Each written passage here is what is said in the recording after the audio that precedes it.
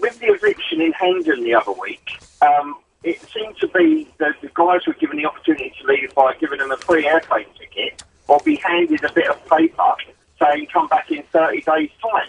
There didn't seem to be any idea of whether they were going to track these guys or just hope for the best. Now, this is the eviction at what was the Hendon Football Club last week, an operation by Barnet Council, by the police and by the UK Border Agency. Some 68 people have been living there, some of them for up to 2 years. They were offered a return flight back to Romania if they went that day or the next day.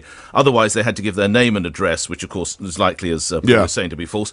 And they've got 30 days to lodge an appeal. Well, Paul, I mean, you're on to... this is a chronic problem, and if you look at what's happened in this country over the last 20 years, we have continuously failed to evict anybody. I mean, that's the reality of the situation. If you look at the number of people who are staying here illegally, and you measure that against the number that are meant to be on planes, it's absolutely vanishingly small.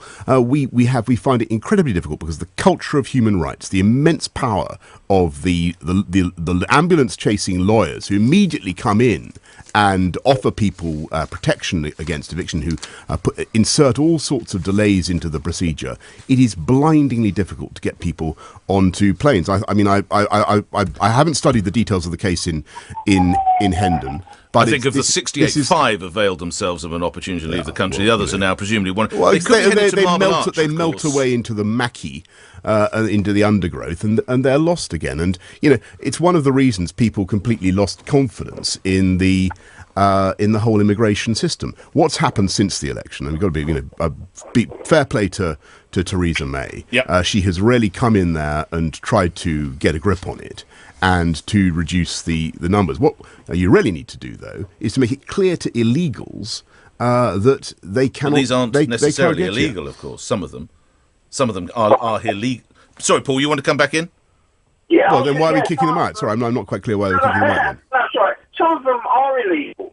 And it's like, the ones that are illegal, they're just letting them be wandered off and be given a bit of paper. And it was a case of, well, if they turn up, they turn up, and it's like, well, there's nothing we can do about it. Well, just take them into custody and then get rid of them. Sorry, I'm not quite clear what law they're breaking. Well, if they're here illegally, of course they break. Sure. But if they're here legally, then why are we keeping them out? Some of them are working on what's known as the black market, and they're not necessarily paying. There are sort of work restrictions. Well, I thought, where do you stand on the idea of an amnesty for all immigrants to this country? Well, there's a very clear decision, and this was something that came up, if you remember, in 2010, when every single party leader can, turn their machine guns on me, and I was accused of being completely wrong. But actually, if you look at what we've got at the moment, we effectively have it. If you've been here for more than 10, 12 years, I'm afraid the authorities no longer really pursue you. They give up. So should we have that amnesty? Well, why not be honest about what is going on? So have an amnesty? Absolutely. For people who haven't been here as long as that. But for everyone else? People, exactly. 10 years? I think the cut-off I've said is 12 years. 12. And because you've got people who are living here. They got in here illegally, and they get rewarded by citizenship. Ultimately, I'm afraid you've got to reflect reality, because at the moment, otherwise, and to get back to our caller's point, they are not engaged in the economy. They're not being honest with the system. They're not paying their taxes properly, and it's completely crazy. But the key thing is to kick them out, get them before they hit first base.